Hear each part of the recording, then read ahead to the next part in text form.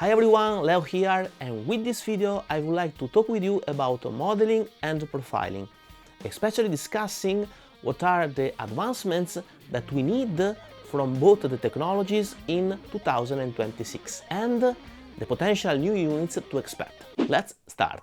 First of all, let's briefly clarify the differences, pros and cons between modeling and profiling. Basically, with profiling, we create a picture of a specific setting of an amp. The picture is very precise in terms of tone, but it is not customizable. I mean, we cannot tweak that profile, adding bass, treble, etc. If we want to do it, we need to create another profile of the real amp with the changed settings. Now, this is generally true with some exceptions, like for instance the liquid profiling of Kemper, that allows us to perform some tweaks if we have the original tone stack of the amp. But generally speaking, profiling is all about taking the most precise picture of an amp with that specific settings. Also, if we want, capturing the interaction between the amp, the cab, the mic and the preamp we use. In fact, in my opinion, the full potential of profiling is when we capture the whole signal chain with all the nuances derived by the interaction of all the elements, the amp, the cab, the mic, the preamp, etc.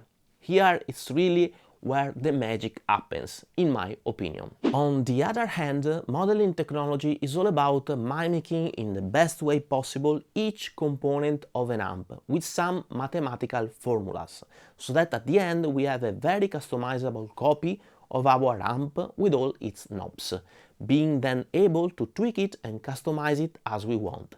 This is the true power of modeling, the tweakability and customizability. Let me make you listen what a true expert has to say about modeling versus profiling.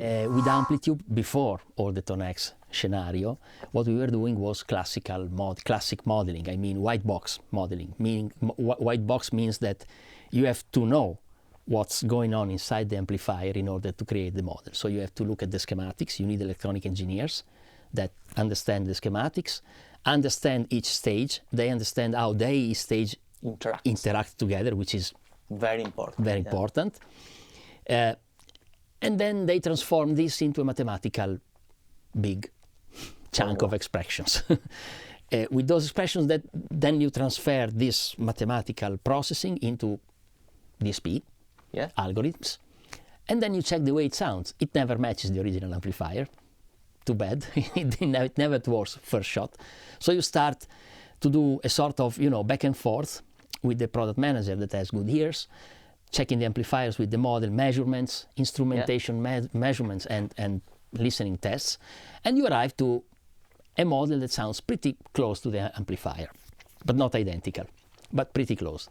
The advantage of this technology is that if your amplifier is something like that Marshall, that I don't know how many knobs it has, knobs and switches, but a lot. You can replicate each one. Exactly each of them. Exactly that layout, that working of all the contours, and even the way the contours interact one each other, because they do interaction. Of course. So that's the advantage of the modeling. The capturing, that we call it capturing, but it's profiling. You can treats the amplifier as a black box, meaning that you don't know what's going on inside. It can do any kind of crazy stuff, magic. You just capture what you are sending to the amplifier and what the amplifier gives back with all its, magic. And the algorithm is actually able to understand what's going on inside, not with the circuitry, but with the signal, and to apply the behavior back to another source. That's what machine learning is, basically, and what ToneX is. The advantage in this case is that the reproduction is spot on, perfect, absolutely perfect. If I have a, buzzing screw on an amplifier, then the model will also get the buzzing screw. So everything, there is no single detail that is left out. But you are taking a snapshot of the amplifier. Of course. So you cannot mimic every knob.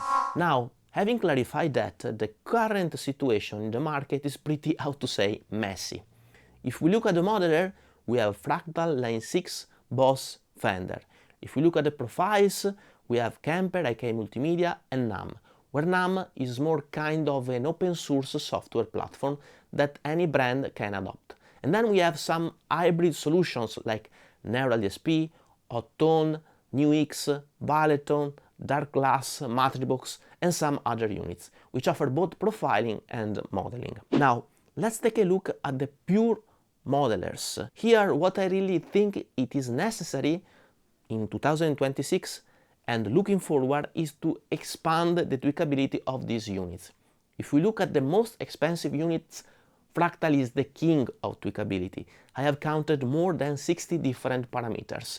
We have the impedance curve, we can select the tubes of the preamp and the power amp, we have also the mic pre, which is a pretty important aspect of our final tone. I mean, Fractal really nailed the essence of modeling.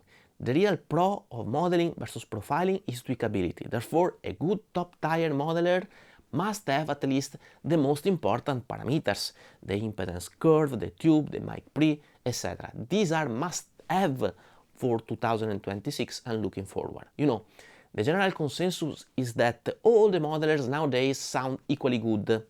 Well, I don't really agree. I would rather say that all the modelers nowadays have a pretty good and usable basic tone, but to be able to really nail the sound of a real amp, of a real signal chain, amp plus cab, etc., we need some parameters that must become obviously available in the modelers. You can check out a few videos I have done on that topic, where I was matching the modeler versus my real SL100. Another aspect is that at least we need to have all the parameters a real amp counterpart has. I mean, I cannot see a Plexi without both the volume knobs. That's why, honestly, the Stadium and its Agura modeling tech are a bit of a delusion for me. They really just only have some basic parameters like bias, hype and a few more knobs. Really, this is not enough for a unit that should drive the market for the next 10 years. I really hope that the situation will improve with future firmware upgrades. My wish is that new modelers coming out that embrace modeling will really focus on the most important parameters that must be included in all the new units, if we want to call them new, and if we want to call them modern modelers. So far, I have to say that only Fractal is really fully representing the modeling tech at its full potential. If we then look at the profiles, we have Kemper with its own tech that is expected to release a new and more detailed profiling procedure. It was announced before holidays and it was expected to come out within August. We are in January and we don't know anything. So here I really have great expectations, but so far we don't really know what's going on. I expect, of course, improvements that allows Kemper to compete with NAMM, Neural DSP and IK Multimedia. I especially expect a redesign, refining procedure, as it is now demanded to us user, where Kemper should automatize it. In fact, they know their tech and they should be responsible for refining their procedure without asking us user to do it. If you look at NAMM, IK and Neural, especially IK and Neural have both improved their profiling tech. Neural with some cloud training procedure also. Both have improved the final tone. IK being more, I would say, responsive to dynamic range, and Neural being more faithfully recreating the note articulation. This is, of course, generally speaking. This is especially derived from the changes in the training tones that the bone training signals that both IK and Neural have done, I guess. This is a super important aspect. IK training tones have now much more changes in volume, and Neural are more nervous. These changes, in my opinion, have affected also the final results. Here I think that still a lot can be done, for instance, integrating in one training signal both the improvements IK and Neural have done, actually in different directions. On the other side of the spectrum we have NAMM, which is still the king in terms of null test versus its rival. Two areas of improvements I see for NAMM. The first one is to simplify the training software, for instance bringing it to ConfUI or Pinocchio, just to remove all the barriers to its use. The second one is addressing aliasing, which is, in my opinion, its main weakness so far. Don't get me wrong, NAM sound fantastic. I'm splitting hairs here, and aliasing is an area where step forward can be done, in my opinion. Still, in the area of profiling, native NAM should become a must-have for all the new gear. I have done a dedicated video about it, and the main pro would be the device interoperability and the access to the vast community of NAM knowledge and profiles available, where the device interoperability for me is the possibility to switch brand, maintaining the core nature of our amp tone, of course relying on NAM for that regard. If I look at the market right now and I think at new profilers for 2026, IK is missing a full-fledged profiler. In my opinion, IK has great potentials because they both have modeling and profiling. They have a long experience in modeling thanks to Amplitude, and their tonics profile are great. So imagine combining the power of these two technologies. I think we could have a really great unit. My only concern here is that IK is more focused on low budget units and therefore on volumes more than top tier gear that sells less but costs more. So I don't know, I think they have the potential to really create a fantastic device, but I'm not sure if they really want to do it. So summarizing, in modeling we need more faithfulness to the real amp counterparts modeled and the integration of more parameters, with some of them that have to become a must-have, like the impedance curve, the mic pre, etc. In profiling, we still need some advancements in the training signals, for instance integrating the improvements done by Neural and the ones done by AK in a unique new training signal. For NAM, I think aliasing is the only barrier to become the best profiler without competitors. I think that still we have a lot of potential improvements that could be done, and I'm very excited for what 2026 will bring us. No, not all the modelers sound the same nowadays, and yes, the potential for improvements is still massive.